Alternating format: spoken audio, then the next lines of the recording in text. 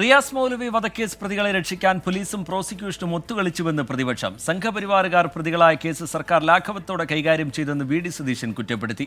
ഉത്തരേന്ത്യയിൽ പോലും നടക്കാത്ത സംഭവത്തിന്റെ കേസ് നടത്തിപ്പിൽ സംശയമുണ്ടെന്ന് കുഞ്ഞാലിക്കുട്ടിയും പറഞ്ഞു. പോലീസ് കൃത്യമായി കേസ് അന്വേഷിച്ചിട്ടുണ്ടെന്ന് CPIM സംസ്ഥാന സെക്രട്ടറി M.V. ഗോവിന്ദനും പ്രതികരിച്ചു.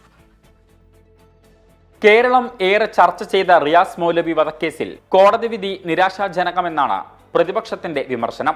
RSSുമായുള്ള രഹസ്യ ചർച്ചയിൽ ക്രിമിനൽ കേസ് പ്രതികളെ രക്ഷപ്പെടുത്താമെന്ന ധാരണ ഉണ്ടാക്കിയിട്ടുണ്ടോ എന്ന് മുഖ്യമന്ത്രി വ്യക്തമാക്കണമെന്ന് പ്രതിപക്ഷ നേതാവ് ആവശ്യപ്പെട്ടു. വിധി ഞെട്ടിപ്പിക്കുന്നതാണെന്നും കേസ് നടത്തിപ്പിൽ പ്രോസിക്യൂഷൻ ഒത്തുകളിച്ചോ എന്ന സംശയം ഉള്ളതായി PK കുഞ്ഞാലിക്കുട്ടി ആരോപിച്ചു. നടന്ന അന്വേഷണത്തിലൊക്കെ വ്യക്തമായ തെളിവ് വന്നതാണ്.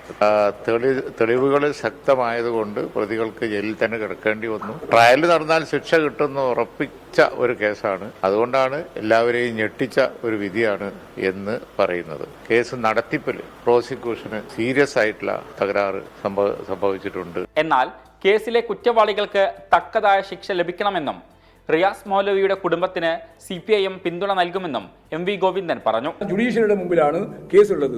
ആ ജുഡീഷ്യറിയുടെ മുമ്പിൽ വന്നിട്ടുള്ള കേസിന്റെ അകത്ത് അതിൽ കാലുമാറ്റം ഉണ്ടായിരുന്നില്ലല്ലോ, സാക്ഷികളാരും കൂറുമാറിയിട്ടില്ലല്ലോ, ശരിയായ രീതിയിൽ കൈകാര്യം ചെയ്തിട്ടുണ്ട്. പക്ഷേ വിധി വരുമ്പോൾ നമ്മൾ ഉദ്ദേശിച്ച വിധിയല്ല ഉണ്ടായത്.